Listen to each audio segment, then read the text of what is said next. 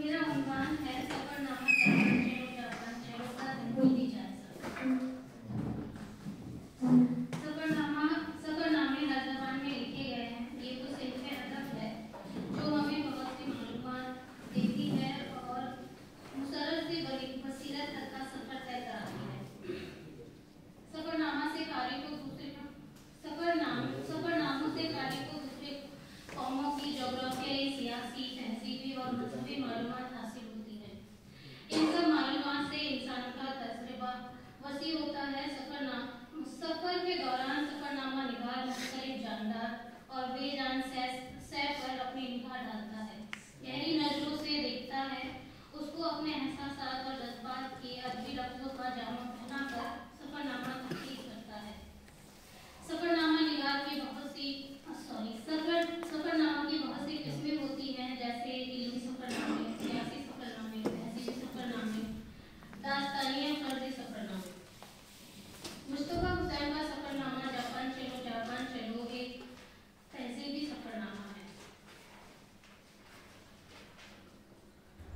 Japan चलो सफरनामे की सारी रूदात, मालूमात, मसाइल सब मज़ह की चाशनी में डूबे हुए हैं। उर्दू अदब में ये अपनी नौयत का पहला सफरनामा है। इस सफरनामे में मुस्तफा हुसैन ने अपनी जिंदगी को बहुत ही सबुख्ता अंदाज में बयान किया है, संजीदा मसाइल को मज़ह के साथ पेश किया है, वहीं दूसरी तरफ मामूली बात को संजीदगी के साथ पेश किया है। यहाँ तक कि जब उन्हें जापान जाने की दावत मिलती है तो उस वाक़ये को भी पेश करने के लिए मज़ह से काम लेते हैं। लिखते हैं, मैंने इक़्तिबास एक दो लाइन बस। माना कि हम दफ्तर देर से आते हैं, लेकिन ये इतना बड़ा जुर्म तो नहीं कि आप हमें जापान भेज दें। मुस्तफा हुसैन ने इस सफरनामे के पहले ही सफ़े में क़ारी को अपनी तरफ खींच लिया है। मज़ाक का ऐसा रंग नुमाया करते हैं कि पूरे सफरनामे को पढ़ते जाइए और मुस्कुराते जाइए। जब उनके अफसर बाला ने मुस्तफा हुसैन से पूछते हैं कि जापान के बारे में कुछ जानते हो, तो फरमाते हैं, सर हाई स्कूल तक जोग्राफिया पढ़ी थी। उस वक्त तक तो जापान बर-ए-आज़म एशिया में भी मौजूद था। अभी भी शायद एशिया में ही होगा। हम ठीक से नहीं कह सकते, क्योंकि सुना है कि जापान ने बहुत तरक्की कर ली है और तरक्की याफ्ता मुल्कों का कोई भरोसा नहीं कि कब किधर को निकल जाए। मुस्तफा हुसैन ने जापान के लोगों की तहजीब बहुत ही हल्के फुल्के अंदाज में मज़ह के साथ पेश की है। जापानी इतने मुहज़्ज़ब होते हैं कि उन्होंने पानी की दो किस्में बना रखी हैं, मुहज़्ज़ब और गैर मुहज़्ज़ब।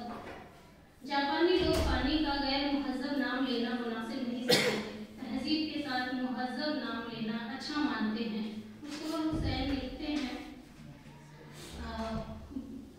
बोली आपने मेरी बात का मतलब नहीं समझा। मैं ये कहना चाहती हूँ कि पानी का जो आप जापानी नाम ले रहे हैं खासा गैर मुहज़्ज़ब नाम है। मुहज़्ज़ब और शाइस्ता नाम हुआ है। आप तो पढ़े लिखे और मुहज़्ज़ब आदमी है, लिहाजा आपको हुआ पीना चाहिए, मेज़ू नहीं। जापान के लोग अपने काम और वक्त के बहुत पाबंद होते हैं। जापानी अपना काम वक्त पर शुरू करते हैं और वक्त पर ही खत्म करते हैं। जापानियों के तरक्की याफ्ता होने के पीछे वक्त की पाबंदी का अहम रोल है। मुस्तफा हुसैन लिखते हैं, मैंने पूछा कि प्रोफेसर सुजुकी कहाँ है, तो एक लड़की ने निहायत सलीस उर्दू में कहा, वो तो 2 बजे ही आएंगे, क्योंकि आपका इस्तकबाल तो 2 बजे होना है। प्रोफेसर सुजुकी एमए की क्लास लेने के लिए गए हैं।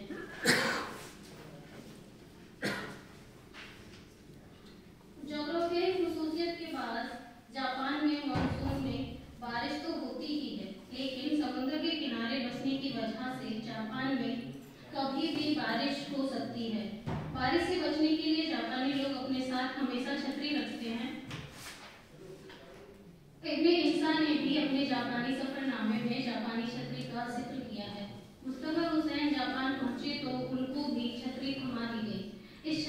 साथ को मुस्तफा हुसैन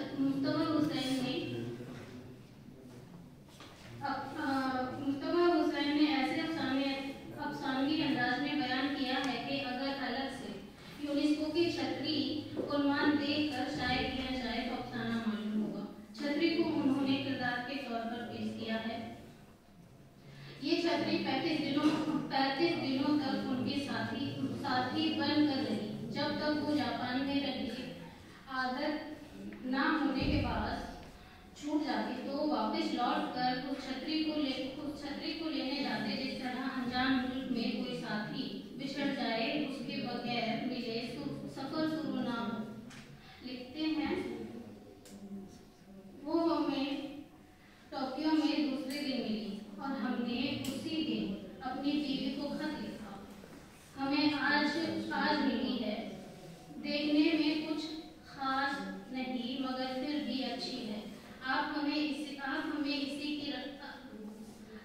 इसी की रफाकत में टोक्यो के सब रोज गुजारने हैं।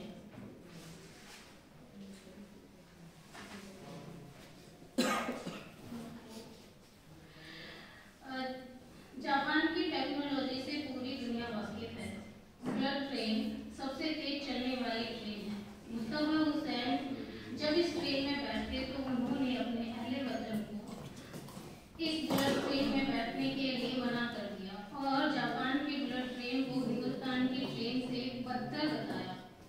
इस बात में मज़ा पैदा करने के लिए